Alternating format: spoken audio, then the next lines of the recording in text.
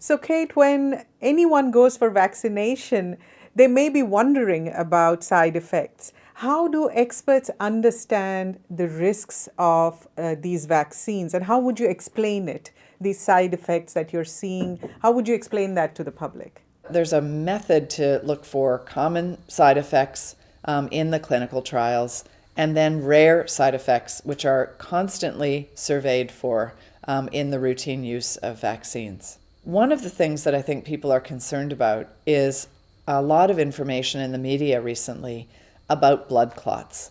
And this is a topic that the WHO is looking at carefully, regulators in Europe and around the world are looking at very carefully.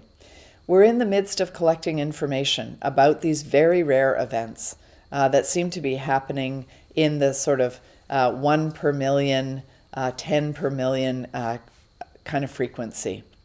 I think it's important for people to remember that the reason that we're vaccinating is because we're in the midst of a pandemic, and we all have risk of COVID infection and COVID disease that exceeds the risk of these very rare events. Nevertheless, what's important is to assess from a numbers perspective, from a risk perspective, the benefit that vaccines confer and the very small risk that these rare events might be associated with vaccines. So both regulators and policymakers are looking very carefully at these data, understanding why they're occurring, where they're occurring, in whom they're occurring, and trying to identify whether there are specific groups of people who are at more risk for some of these events, which it doesn't seem to be, and balancing that very rare and low risk against the benefit of protection against COVID disease. People around the world are working together to make sure that information from anywhere in the world is actually collected together and informs our understanding of both risk and benefit. There are regulators in every country, and there are policymakers in every country.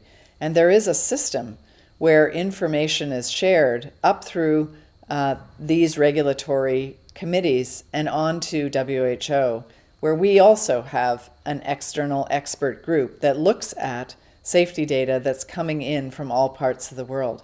So it is these reviews of the evidence, and as that evidence changes over time, where these expert committees on safety make assessments of the benefit and the risk.